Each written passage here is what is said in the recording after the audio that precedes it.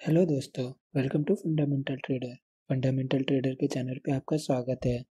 आज की जो वीडियो है वो बहुत इंपॉर्टेंट होने वाली है उन सभी शेयर होल्डर्स के लिए जो एनएमडीसी में इन्वेस्ट किए हैं और उनके लिए भी जो एनएमडीसी में इन्वेस्ट करने की सोच रहे हैं। तो चलिए वीडियो को शुरू करते हैं और आप वीडियो को पूरा देखना।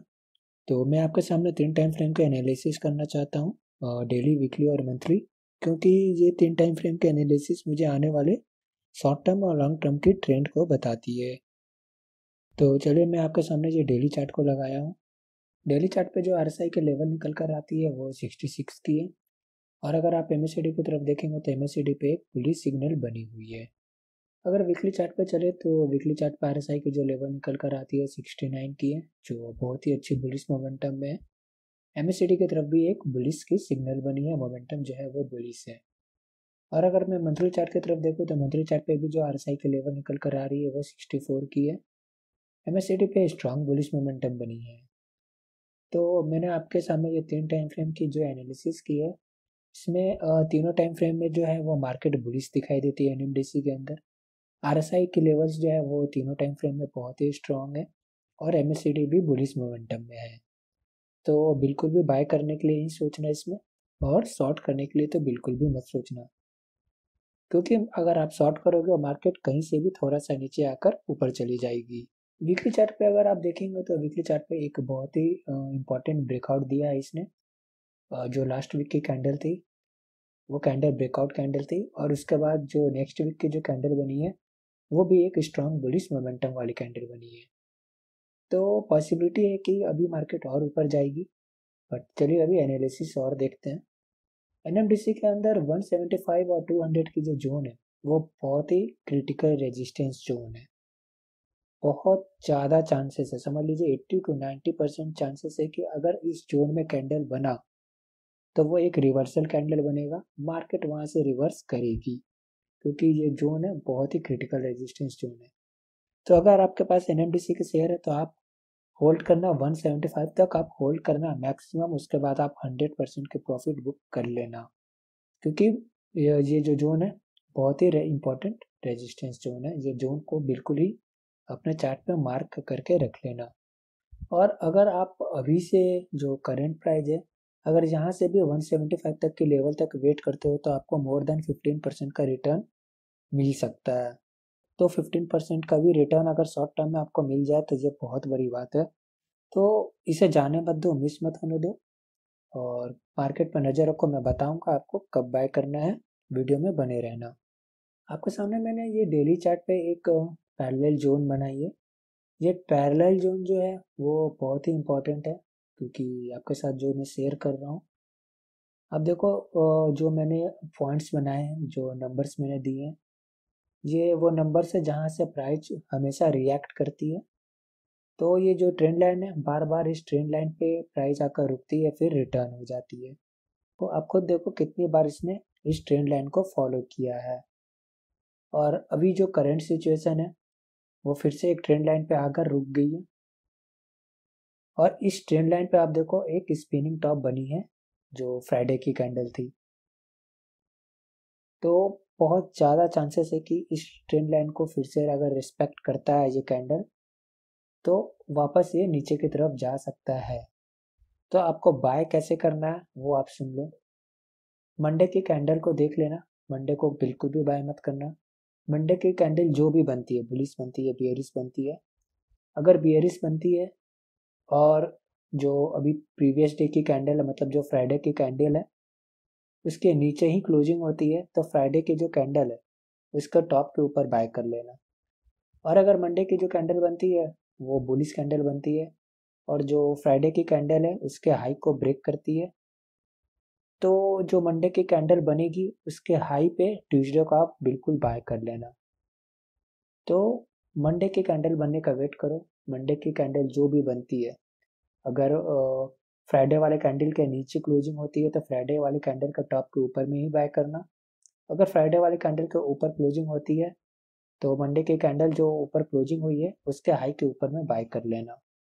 बट मुझे लगता है यहाँ पे एक छोटी सी रिवर्सल आ सकती है। तो अगर यहाँ से रिवर्सल आती है, मुझे लगता है रिवर्सल आनी भी चाहिए, और अगर आती है तो बहुत अच्छा मौका मिलेगा फ्रेश एंट्री लेने का भी। तो इस ट्रेंड लाइन को बिल्कुल ही आप अपने डेली चार्ट पे भी जाके बना सकते हैं। आप यहाँ पे स्क्रीनशॉट ले लो और सिंपली अगर आप डेली चार्ट को जूम आउट और जूम इन करोगे तो आपको एक ट्रेंड बिल्कुल ही क्लियरली दिखाई देगी। तो इस ट्रेंड लाइन को बना लो आप और अपने चार्ट पे देखना कि कैंडलस्टिक पैटर्न क्या बताती है। तो एंट्री और एग्जिट जो होगा वो कैंडल का टॉप पे ही बनाना, बीच में एंट्री मत लेना। और आपको पता है अभी पूरे के पूरे स्टील इंडस्ट्री में आग लगी हुई है, मतलब जो सभी स्टील के जो रेट है ना वो बिल्कुल आसमान छू रहे हैं। चलिए मैं कंपनी के बारे में भी कुछ बता देता हूँ। इसकी वर्क प्रोफाइल, फंडामेंटल्स, फाइनेंशियल्स पे भी नज़र देख लेते हैं। तो कंपनी जो वर्क प्रोफाइल में वर्क करती है वो माइनिंग है, एक्सप्लोरेशन है। ये माइनिंग करती है, एक्सप्लोरेशन करती है। एक्सप्लोरेशन जो करती है वो आयरन ओर की करती है, माइनिंग जो करती है वो आयरन ओर की करती है, डायमंड की माइनिंग करती है। और ये कंप्लीट 100% जो है वो गवर्नमेंट की कंपनी है। ठीक है, गवर्नमेंट की ही स्टेक है इसमें। आयरन ओर की माइनिंग, क्योंकि आयरन ओर से ही स्टील बनता है और आपको पता है अभी स्टील की डिमांड कितनी ज़्यादा बढ़ती जा रही है। तो अगर स्टील की डिमांड बढ़ती है तो आयरन ओर की भी डिमांड बढ़ेगी, और अगर आयरन ओर की डिमांड बढ़ती है, स्टील की डिमांड बढ़ती है, तो इन दोनों का मुनाफा भी बढ़ेगा, प्रॉफिट बढ़ेगी। तो चार्ट पे प्राइस भी ऊपर की तरफ देखने को मिलेगी। और स्टील सेक्टर में तेजी आने वाली है, बाय कर लो। ये बात मैंने 2 महीने पहले ही बता चुका था। अगर आप मेरे पुराने वीडियो को देखोगे, 2 महीने पहले मैंने टाटा स्टील पे एक वीडियो बनाई थी। मैंने बोला था कि बाय कर लो, टाटा स्टील में तेजी आने वाली है। और उस वीडियो को देखने के बाद अगर कोई भी बंदे ने बाय किया होगा ना, तो वो आज बहुत ही अच्छे प्रॉफिट में होगा। क्योंकि आपको पता है, आपको देख लो क्या तेजी आई है। तो 2 महीने पहले ही मैंने बता दिया था बाय कर लो। आप सोचो 2 महीने का प्राइस कहाँ थी, कितने नीचे थी, और आज के प्राइस से कंपेयर करोगे ना तो कितना अच्छा रिटर्न बन चुका है। ये जो इतने पहले की प्रेडिक्शन थी वो हर कोई नहीं बता सकता। अब देखो, ये जो तेजी स्टार्ट हुई स्टील सेक्टर में वो सितंबर में ही स्टार्ट हो गई थी।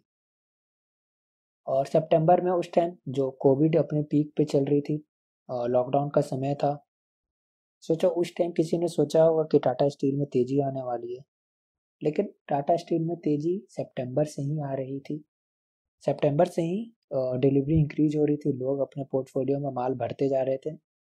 लेकिन रिटेल को कानो कान खबर नहीं थी। रिटेल क्या करते थे, इंट्राडे लेते थे, आज लिए और आज ही बेच दिए। कभी प्रॉफिट कभी लॉस, मतलब वही 1% का 2% का, इतने में खुश रहते थे। लेकिन अच्छा रिटर्न उन लोगों ने ही बनाया जिसने अपने स्टॉक को होल्ड किया।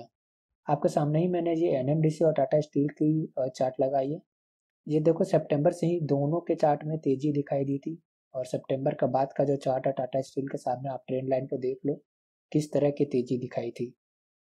लेकिन ये सितंबर वाला रेट ना जल्दी कोई पकड़ नहीं पाता। आप ये बात समझ ही नहीं पाओगे कि कौन सी वाली कैंडल जो है वो तेजी की डायरेक्शन बताती है।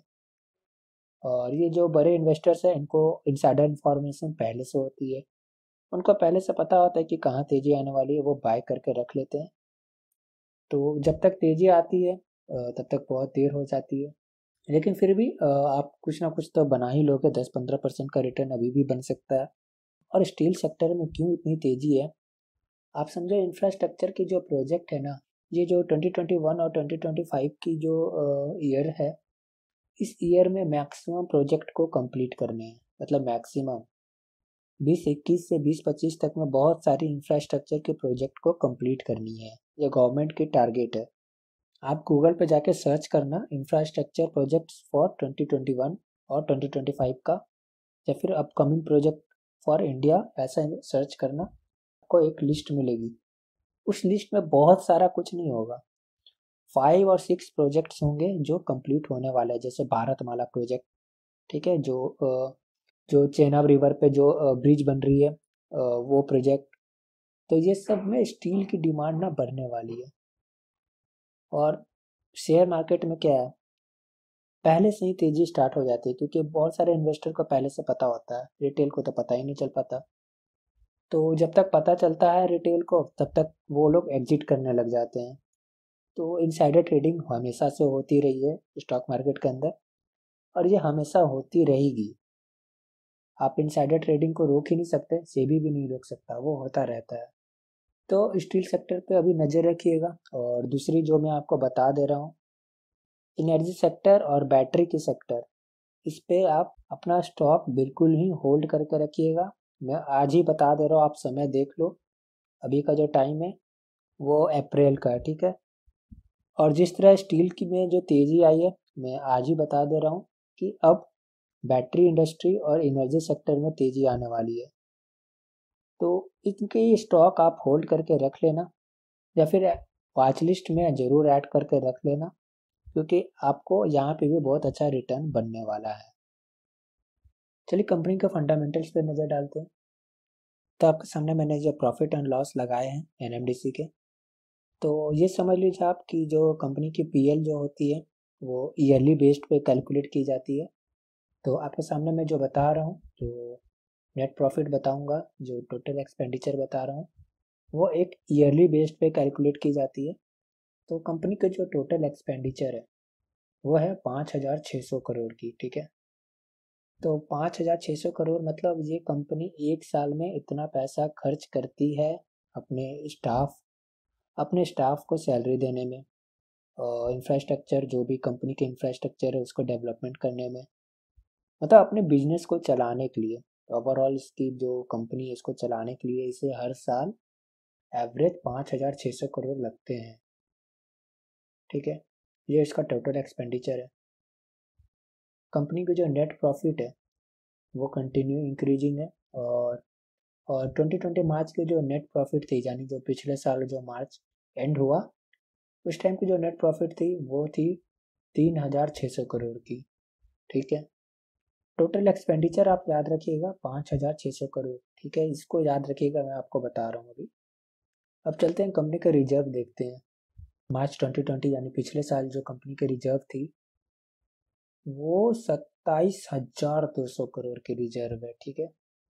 कंपनी की जो लिएबिलिटी है, जो कंपनी को पास उधार है जो कंपनी को देने हैं, वो 37,000 करोड़ की है। मतलब इसका रेशियो देखो आप, total reserve to total liability की रेशियो 1:1 की है, जो बहुत ही अच्छी बात है। मैंने आपको बताया था जो टोटल एक्सपेंडिचर है जो कंपनी अपने साल में खर्च करती है वो 5,600 करोड़ की थी, और कंपनी के पास जो रिजर्व है वो 27,000 करोड़ की है। सोचो अगर एनएमडीसी डूब भी गया, कितना भी डूब गया, मतलब सब कुछ बर्बाद भी हो गया ना, तो ये कंपनी पूरे 5 साल तक फिर भी चलती रहेगी अपने रिजर्व से। इसको कहीं से सेल्स की जरूरत नहीं है। मान लीजिए पूरा सेल भी बंद हो गया ना, फिर भी ये कंपनी 5 साल तक चलेगी, इतना कैश है इसके पास। तो ये फंडामेंटली भी बहुत ज़्यादा स्ट्रांग है। आप स्टॉक मार्केट में 30 to 40% का स्टॉक देख लोगे ना, छान मारो, 40% भी ऐसे स्टॉक नहीं होगी जिसका फंडामेंटल्स इतने स्ट्रांग है, जिसकी रिजर्व और उसका एक्सपेंडिचर ऐसा होगा। तो बहुत ही कम ऐसी कंपनियां हैं जो इतनी स्ट्रांग फंडामेंटल है। आईटीसी की कंपनी की भी फंडामेंटल कुछ ऐसी ही है, बहुत ही स्ट्रांग फंडामेंटल है आईटीसी की। टीसीएस की फंडामेंटल भी कुछ ऐसा ही है, बहुत स्ट्रांग है। कंपनी के रिटर्न ऑन इक्विटी की बात करें तो 13.5% है, ये भी बहुत अच्छा है। कंपनी डिविडेंड भी देती है, 3.6% की डिविडेंड है। प्रोमोटर होल्डिंग्स 70% अप्रॉक्स है, जो बहुत अच्छा है, डाइल्यूट किए ही नहीं है इन्होंने। सेल्स की जो ग्रोथ है वो -3% है। अभी जो मार्च की जो कंपनी जब पीएल अपना प्रोवाइड करेगी तो ये सेल्स ग्रोथ भी चेंज हो जाएंगे। ये पिछले सेल्स की ग्रोथ है, क्योंकि जो मार्च 2020 की जो पहले की सेल्स ग्रोथ थी उस समय स्टील की डिमांड आप सबको पता है नीचे की तरफ थी, उतनी ज़्यादा डिमांड नहीं थी। लेकिन अगर आप प्रॉफिट ग्रोथ की बात करेंगे तो प्रॉफिट की जो ग्रोथ है वो 30% की ग्रोथ है। अगर आप चाहो तो मेरे साथ टेलीग्राम चैनल पर जुड़ सकते हो, लिंक मैंने कमेंट में पिन कर दिया है और डिस्क्रिप्शन में भी बता दिया है। चैनल फ्री ऑफ कॉस्ट है, कोई भी सर्विस के लिए कोई चार्ज नहीं है, सब कुछ फ्री है, और ये चैनल आप लोगों के लिए ही बनाया गया है। देखिए ये सब तो लोगों की सोच है, पर पैसा आपका है, दूसरे की सोच पे विश्वास नहीं कर सकते। बस आप अपना एनालिसिस कीजिए, आपको क्या लगता है आप डिसाइड कीजिए आप क्या करना चाहते हैं। अभी के लिए अगर बस मेरा वीडियो अच्छी लगे तो लाइक और सब्सक्राइब करके मोटिवेट ज़रूर कीजिए। जी, आप डिसाइड करेंगे कि आपको बाय करना है या नहीं करना है, पैसा आपका है। मैं ये नहीं बोल रहा कि आप मेरे बताए गए शेयर्स पे बाय करें। आप अपना एनालिसिस खुद करें, आप अपने एडवाइजर से सलाह लें। अगर आपको लॉस या प्रॉफिट होता है तो इसमें मेरे या मेरे चैनल की कोई रिस्पॉन्सिबिलिटी नहीं होगी।